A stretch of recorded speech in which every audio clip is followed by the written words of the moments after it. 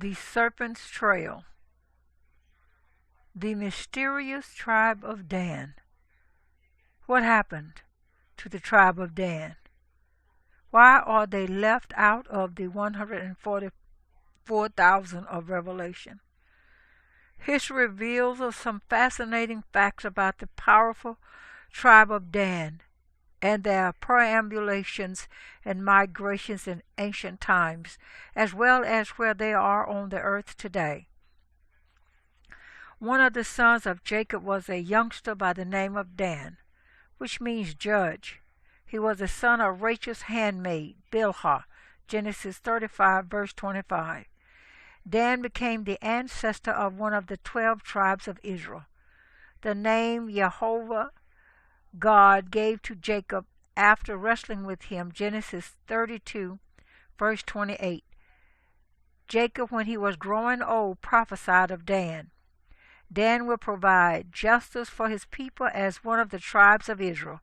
Dan will be a serpent by the roadside, a viper along the path that bites the horse's heel so that its rider tumbles backward. I look for your deliverance, O Lord, Genesis 49, verses 16 through 18. The King James Version has this last verse. I have waited for thy salvation, O Lord. A serpent, when it slithers and crawls, leaves a trail or track in the sand. Even so the tribe of Dan would leave signs or waymarks showing where it had journeyed. They tended to leave their name behind as an identifying sign.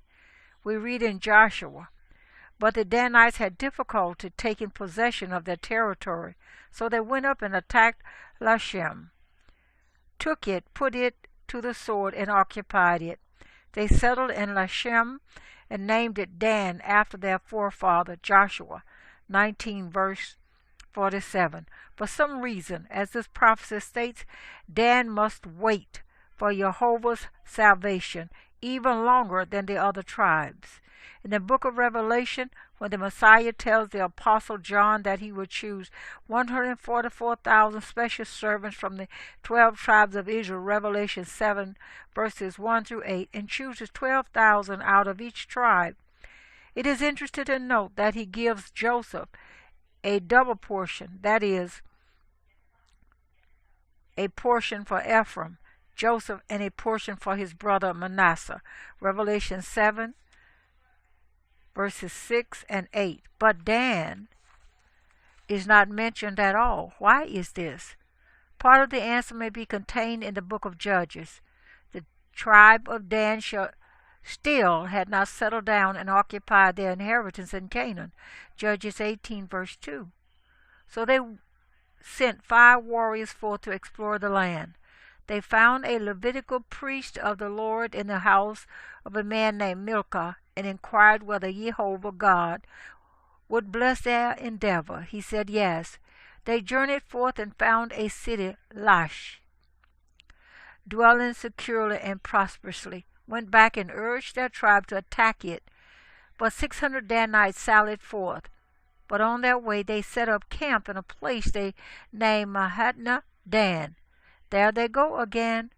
Judges 18, verse 12. And then came to Milcah's house again. Notice what happened. The 600 Danites, armed for battle, stood at the entrance to the gate.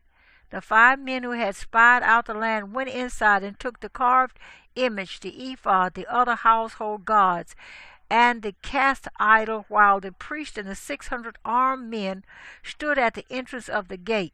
When the men went into Milcah's house and took the carved image, the ephod, the other household gods, and the cast idol, the priest said to them, "What are you doing?" They answered him, "Be quiet, don't say a word. Come with us and be our father and priest. Isn't it better that you serve a tribe and clan in Israel as priest rather than just one man's household?" Then the priest was glad. Judges 1, verses 16 through 20. The tribe of Dan was the first tribe of Israel to plunge into pagan idolatry over the centuries. They have become steeped in idolatry and image worship. so much so that they will be slow to repent of their sins and to come out of the prevalent end-time idolatry of Roman Catholicism, which numbers over 900 million adherents around the world today. Characteristics of Dan. Dan was born to Bilhah about 1737 BC, Genesis 30, verses 1 through 9. He was a rambunctious youth and multiplied greatly during the sojourn of the Israelites in Egypt, Exodus 1, verses 7 through 9 and 12. When Moses led the children of Israel out of Egypt about 1483 BC, the tribe of Dan, which accompanied him, numbered some 62,700 men old enough to make war, 20 years old and upward. Numbers 1, verses 38 through 39.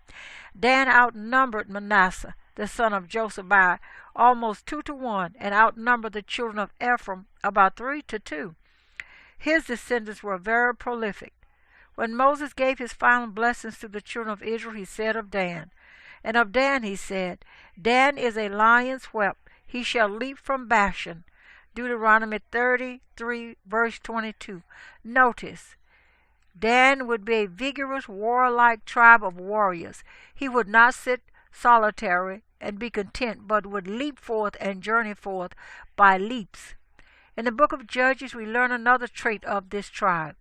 In the song of Deborah and Barak during the time of the judges, this song asks, why did Dan remain in ships? Judges 5, verse 17. Or, Dan abode in ships. The tribe of Dan was a mighty seafaring tribe which loved to sail the seas. History tells us more about these ancient Danites. At the same time, Moses led the children of Israel out of Egypt, with the kingdom of Egypt left in shambles. Some chose not to follow Moses into the land of Canaan. About 1500 BC, a last flowering of megalithic culture occurred on the island of Sardinia in the Mediterranean Sea. A tower-building people, sometimes called the Shardana, emerged, and some dominated Sardinia and then invaded Corsica and the Balearics and ruled them for about 1,000 years. These were ancient Danites. Their very name identifies them. They gave their name to their island, Sardinia, and their very name, Shardana, proves who they really were. In Hebrew, the term Sharon means a level plain. It comes from the root word yashar, meaning to make straight or even right, pleasant, prosperous. The Shardana were nothing more than the prosperous Danites, the tribe of Dan. The term Shah or Shah in Hebrew means chief, prince, ruler, from which such words as Tsar, Caesar, Kaiser, etc. derive. The Shardana then were the chiefs of princes of Dan. The mysterious Shardana. The Shardana were a tribe of warrior farmers, just like the tribe of Dan. Remember, Dan was prophesied to be a lion's whelp, a warlike tribe. Say Alistair Service and Jean Bradbury in Megaliths and their Mysteries of the Shardana. They were farmers and warriors, and in each of their dominions they developed quite new sorts of monument particular to each island.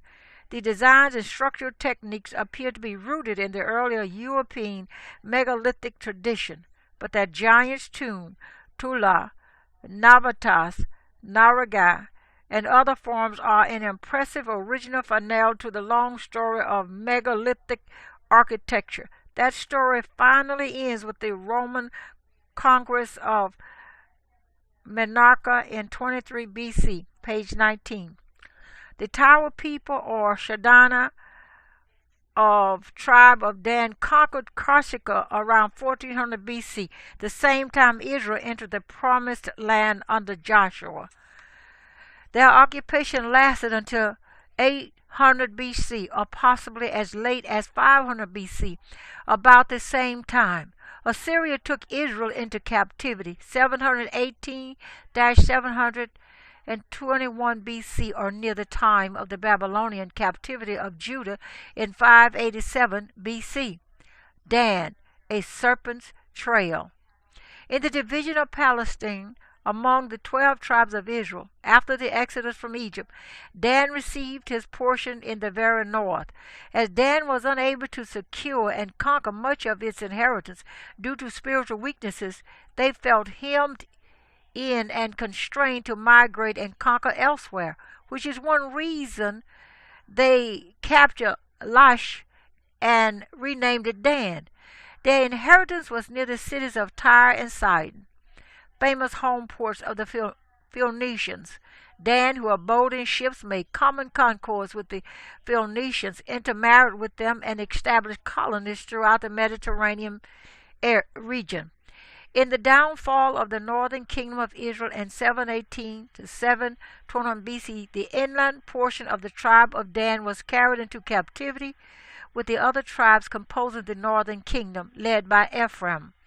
This portion of Dan was taken into captivity beyond the Euphrates River, into Assyria, and when the Assyrian Empire fell in the 7th century BC, they migrated through the Caucasian Pass just north of the Caucasus. This was known as the land of the Sarmatians, and the pass was called the Sarmatian Gate. The name Sarmatia was obviously derived from the name Samaria, which was the capital of the northern kingdom of Israel. These people called themselves the Scolati, but the Greeks called them Scythians. These people continued migrating to the northwest of Europe, and eventually many of them settled in the British Isles and are the Scots of today. The chief tribe of the northern kingdom of Israel was Ephraim, the youngest son of Joseph.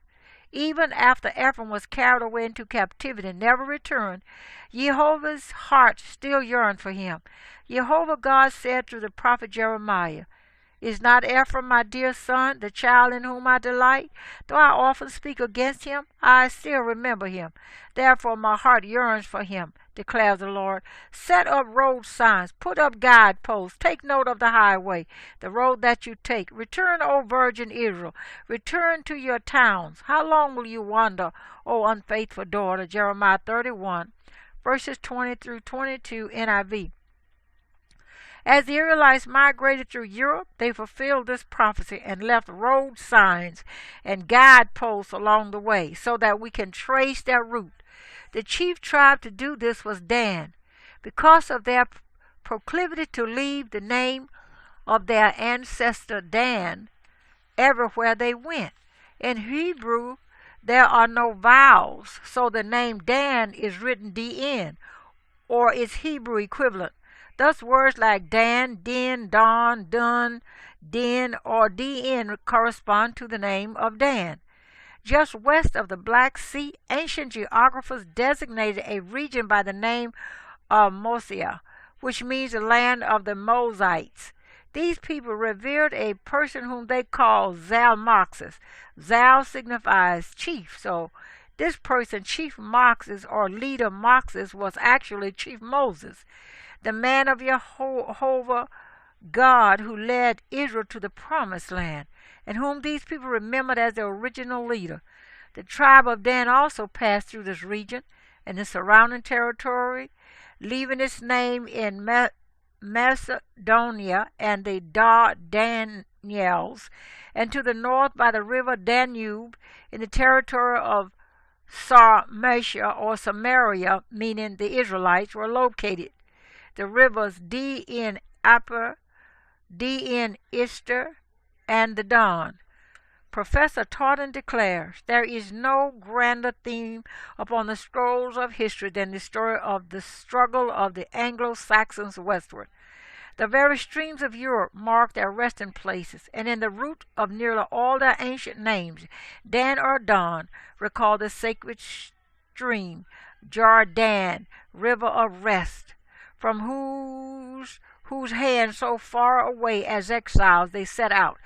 It was either the little colony of Dan obeying the tribal proclivity for naming everything it captured. Judges 18, verses 1 through 29. After their father, or else the mere survival of a word and custom, but nonetheless it serves to trace these wanderers like a trail.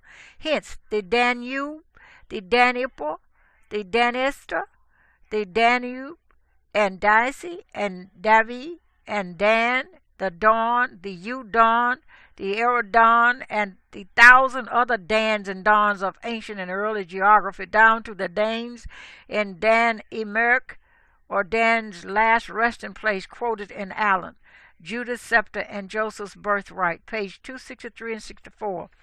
Denmark, the name of the modern country in Europe, north of Germany, means literally Dan's mark. Its people are called Danes. In fact, because at one time Denmark ruled all the surrounding region, the whole region took its name from them, the Scandinavian Peninsula. Clearly, here are remnants of the people of Dan, who migrated westward overland from the Caucasus to their present location in northern Europe. However, other Danites who dwelt or abode in ships and who associated themselves with the sea peoples of Tyre and Sidon fled westward to the Mediterranean when northern Israel fell. Early Danites fled Egypt at the time of the Exodus and migrated through Sardinia and left their trail along the sea coast of the Mediterranean. Thus Dan, who was a lion's whelp, who would leap from Bashan, leaped all the way to Ireland, where historians explain that the early settlers were known as the Tuatha de Danel, literally the tribe of Dan. The Greeks called them the Danoi. The Romans called them the Danus. In Ireland today, we find their customary evidence, their place names in abundance, such names as Danslau, Dansoa, Danmonism, Dandalk, Dandrum, Danagal, Bay, Dan-Eagle City, Dunglow, and Londonderry, as well as Dingle, Dungarvan, and Dunsmore, which means more Dans. Of course, the most famous Irish ballad of all time is the song Danny Boy. It should be plain that the country of Ireland is replete, filled with names which derive from the ancient patriarch of the Hebrews, Dan, the son of Jacob. It should be plain that the ancient Danites settled in Ireland, and most of them dwell in that land today. There is also a river Don in Scotland and another in England. These countries also show the evidence of the presence or passing of the tribe of Dan, who migrated with the other tribes of the northern kingdom of Israel, especially the tribe of Joseph, Ephraim, and Manasseh. Here we find such names, markers, or guideposts as YEHOVAH God called them in Jeremiah, as Dundee, Dunkirk, Dunbar, Dunraven, Edinburgh, and London.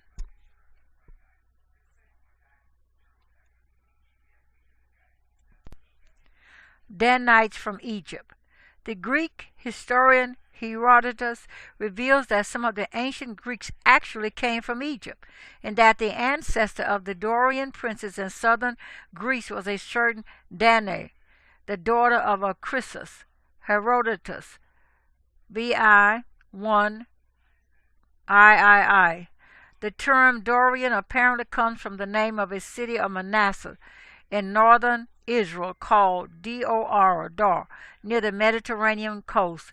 The Dorians were apparently Danites of the tribe of Dan, perhaps mixed with some of the descendants of Manasseh. The Irish word Tuath means literally a tribe or people. These people were the tribe of Dan of biblical fame. They came from the Greek Danians and were the same people as the tribe of Dan. Hecatius and Abdurrah says that the Egyptians, troubled by calamities, in order that the divine wrath might be averted, expelled the foreigners, all aliens gathered together in Egypt. Of these, some under their leaders Danus and Cadmus migrated to Greece, others to other regions, but the greatest number to Syria, that is, Palestine. Their leaders said to have been Moses, says Diodorus of Sicily. They say also that those who set forth with Danuth, likewise from Egypt, settled what is practically the oldest city of Greece, Argos, and that the nations of the Colchi and Pontus and that of the Jews, which lies between Arabia and Syria, were founded as colonies by certain immigrants from their country. Diodorus, Book 1, XXVIII, 1 through 5.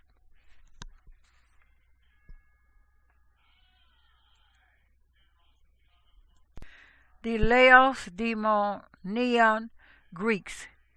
The tribal emblem of the Danites was a snake with a serpent in its claws. Interestingly, Josephus records a letter written by the Lacedaemonian Greeks to the Jews in which they express their kinship to the Jews. Their seal, that of the tribe of Dan, was affixed to the epistle, an eagle with a dragon serpent in its claws. The reply of the Jewish high priest to the letter from the southern Greeks, the Spartan Greeks, declared, Jonathan, the high priest of the Jewish nation, to the Ephraim and Senate and the people of the Lacedaemonians, send greeting. When in former times an epistle was brought to Onias, who was then our high priest, concerning the kindred that was between us and you, a copy of which is here subjoined, we both joyfully received the epistle, because we were well satisfied about it from the sacred writings. Yet did not we think fit first to begin the claim of this relation to you, the glory which is now given us by you. It is a long time since this relation of ours to you hath been renewed, and when we, upon holy and festival days, offer sacrifices to God, we pray to him for your preservation and victory. You will, therefore, do well yourself to write to us and send us an account of what you stand in need of from us, since we are in all things disposed to act according to your desires. Antiquities of the Jews, XII 5 and 8.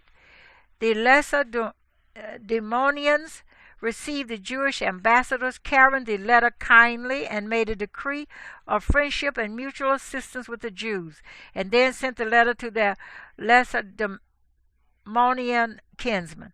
In ancient mythology, Bryant relates that Stephanus Byzantinia shows that Alexander Polyhistor and Claudius Julius also speak of a direct relationship or kinship between the Spartan Greeks and the people of Judea, volume 5, page 51 and 52 and 60. During the time of the Messiah, the Jews knew that some of the Israelites who had long since been carried into captivity and then migrated from thence had settled among the Greeks in the Ionian Peninsula. The Jews were mystified by a statement of the Messiah that they would look for him, but be unable to find him. John 7, verse 34. The Jews said to one another, Where does this man intend to go that we cannot find him? Will he go where our people live scattered among the Greeks and teach the Greeks? Verse 35. Clearly some of the scattered, dispersed Israelites who had left Palestine centuries before had been scattered among the Greeks. From Greece, then, the tribe of Dan, the Tuatha Du Danim, traveled by ship through the Mediterranean Sea, and thence up the coast of Europe to Ireland and Scandinavia.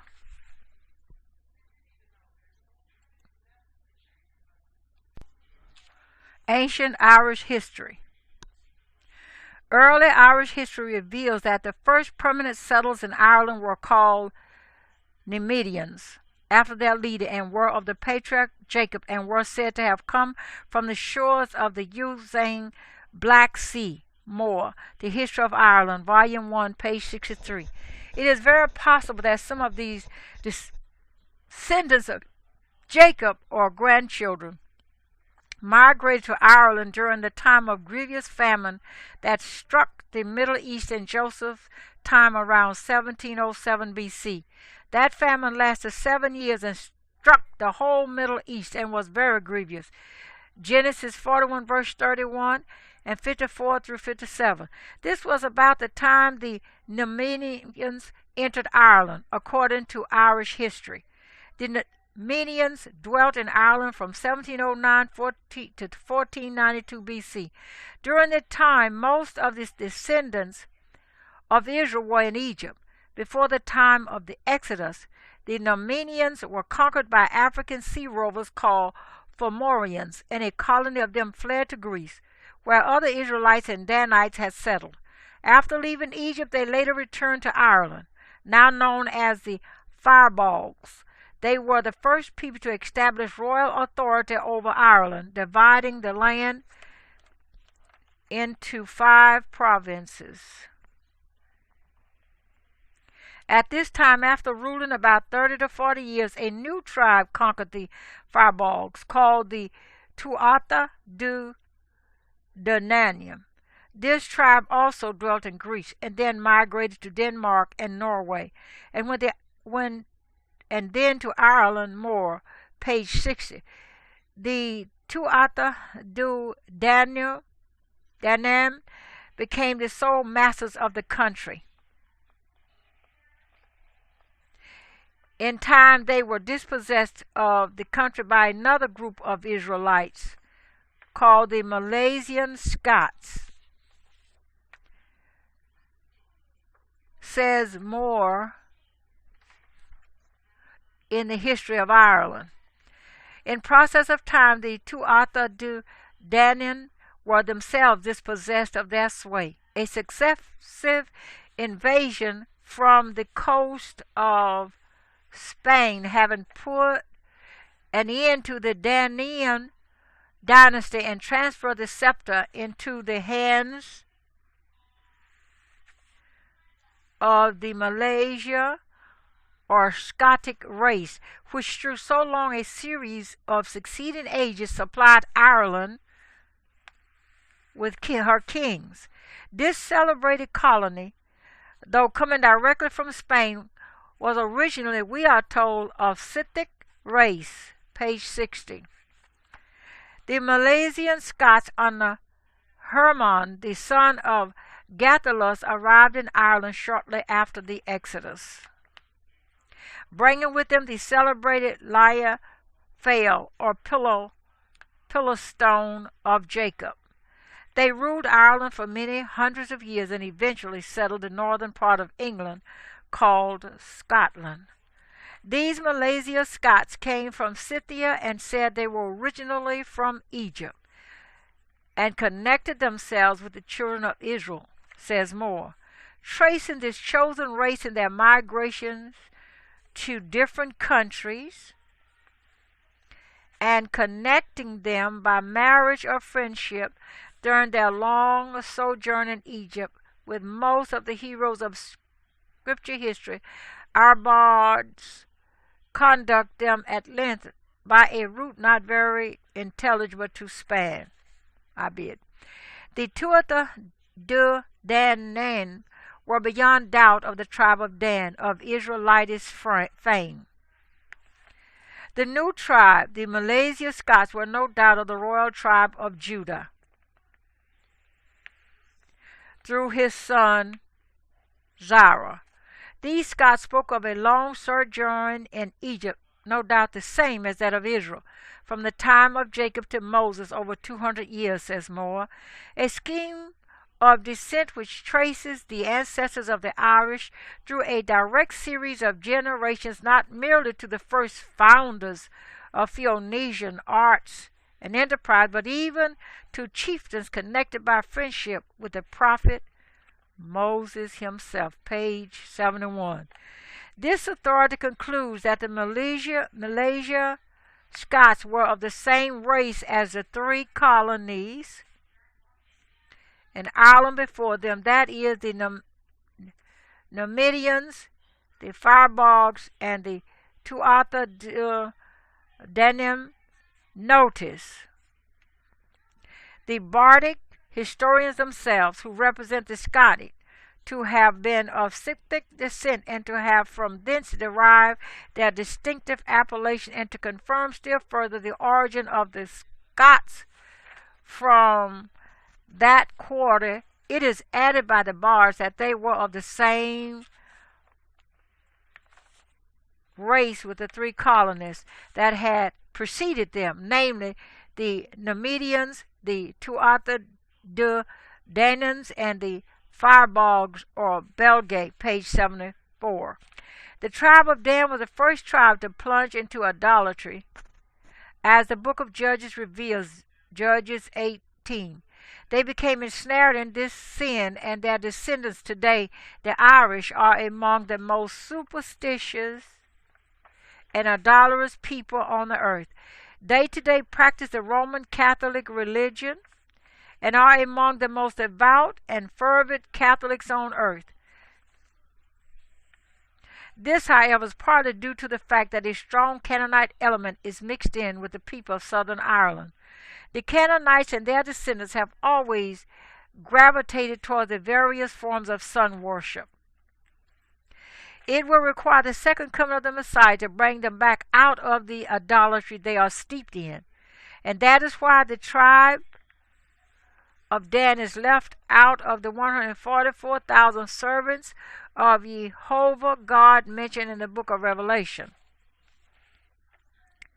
In the ancient annals of Clonmacnoise we read of the Tuatha De Danann.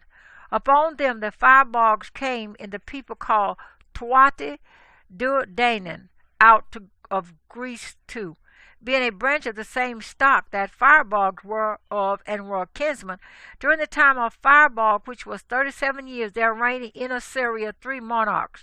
Tuatha De Danann, after they had spent much time abroad in learning necromancy, magic, and other diabolical arts, wherein they were exceedingly well skilled, and in those days accounted the chiefest in the world in that profession, landed in the west part of Connaught. Firebogs, hearing of their coming, made towards them, and meeting them in a great plain called Moitori in Connaught, fought with them, where Firebog was overthrown, and 100,000 of them slain with their said King Oichi MacUrch, which was the greatest slaughter that was heard of in Ireland in one meeting. Annals of Clonmacnoise from the creation to A.D. 1408. 1627 edition, quoted by Raymond McNair in an unpublished manuscript on the Lost 10 Tribes of Israel, page 149. Meanwhile, the tribe of Joseph also migrated to England and the British Isles and became dominant there. They became known as the British.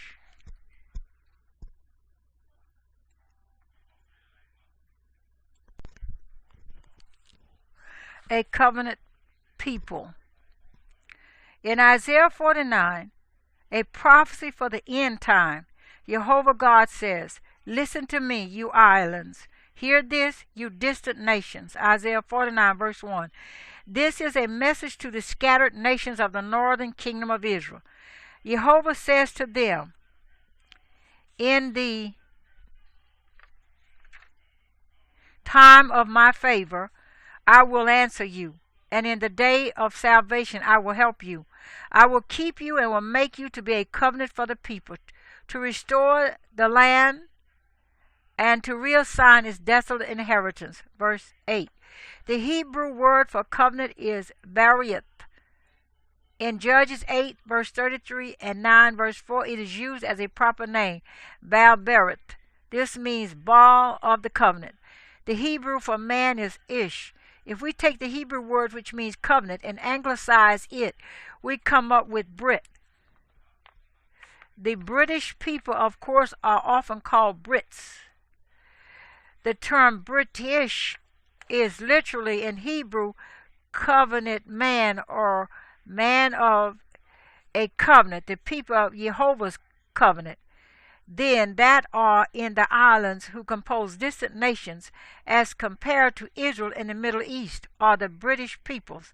Their very name once again identifies them. The people of Wales call themselves in ancient Welsh Brit by Britain, which means Brits of Britain. This means the covenanters of the land of the covenant. The earliest settlers in Wales and southern England were the Samoani, the descendants of the tribe of Simeon.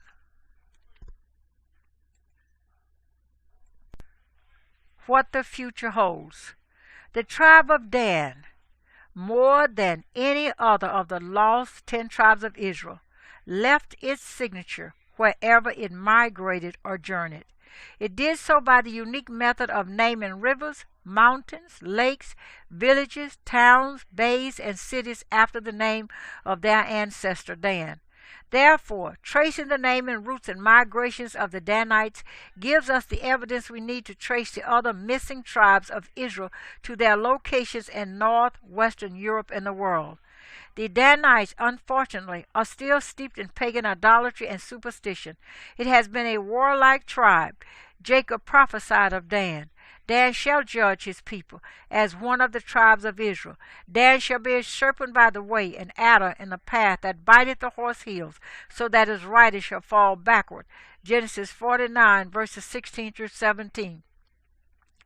The Irish today are infamous for their rejection of the British rule. All Ireland is in ferment against the British rulership in Northern Ireland. An Irish tourist strike without warning, just like a serpent by the way, an adder in the path.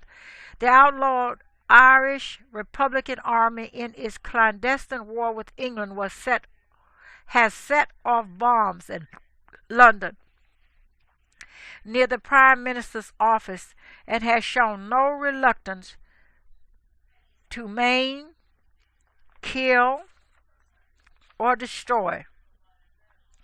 Because of this attitude, the modern descendants of Dan are the most wayward and idolatrous and far from YEHOVAH God of all the tribes. Therefore Jacob declared, Dan prophetically has to say, unlike the other tribes of Israel, I have waited for thy salvation, O Lord. Genesis 49, verse 18. But in the millennium, during the reign of YEHOVAH God and the Messiah, even the tribe of Dan will fulfill their true purpose and destiny.